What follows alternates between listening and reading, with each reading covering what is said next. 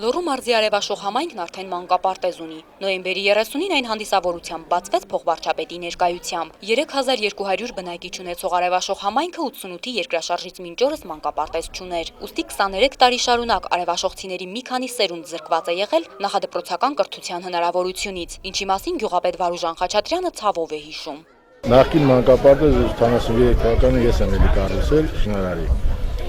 140 տեղանոց մանկապարտեզ էր։ Չնայած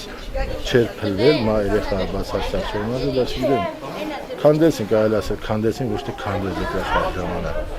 Ու մանկապարտեզը որպես առաջնային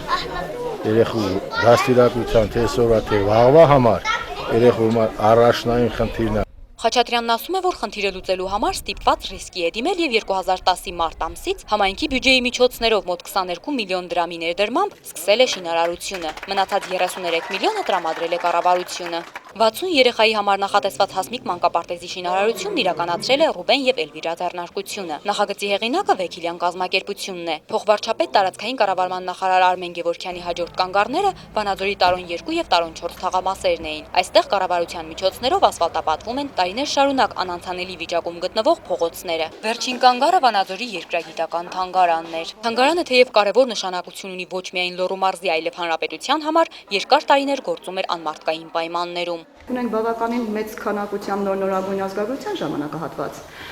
այն է 31000 եւ մնացածը 3000-ից ավելի բնագիտության բաժին։ Արդեն ինքնին պարզ է,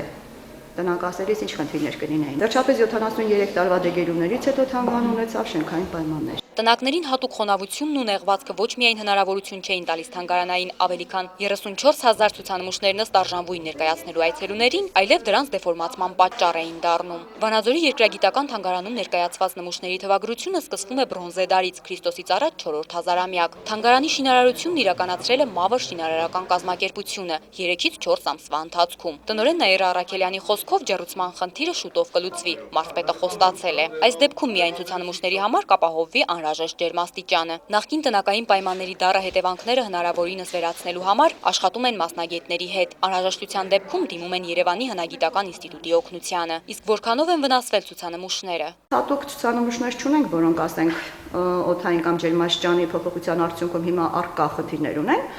բայց դա դեռ վաղ է ասել, որովհետև նախ եւ առաջ պետք է ցուցանմուշը հարմարվի իր իսկ տեղին, ներկայիս տեղին։ Նոր կորոշվի, դա ես այդ հարցին հիմա այս պահին չեմ կարող պատասխանել, կպատասխանեմ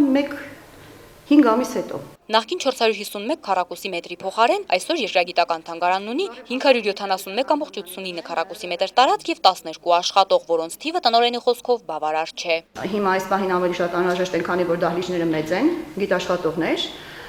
Կարծում եմ այդ հարցով էլ կարելի է դիմել, քանիցս դիմել ենք եւ ոչ մի կոնկրետ պատասխան ասել են, որ հավանաբար շենքային պայմաններից հետո կլուծվի այդ հարցը։ Աշխատավարձը բավարարում է թե ոչ հարցին պատասխանը մեկն է։ Միջինի շեմը չի հաղթահարում որոշված շեմից, այսինքն պետականորեն որոշված շեմ կա, չէ, գոյություն ունի։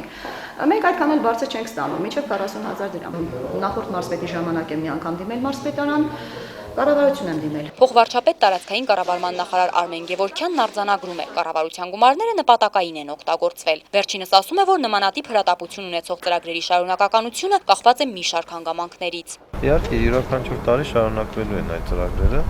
Հիմա դժվարանում եմ ասել ինչքանով կլինի, ասենք օրինակ Լոռու մարզում, բայց մասնավորապես նույն արևաշխողում մշակույթի տան վերանորոգումը արդեն իրականություն է եւ ընթացքի մեջ է։ Շարունակվելու են ծրագրերը բոլոր պետական բյուջեով եւ այլ ֆինանսավորման աղբյուրներով։ Ինչ վերաբերում է հրատապ այս նմանատիպ ծրագրին, ես կարծում եմ, որ մենք արդեն երկրորդը, երբ որ գոնե 50%-ով կատարած կլինենք, արդեն բարոյական իրավունք կունենանք դիմելու կառավարությանը երրորդ ծրագրի մասին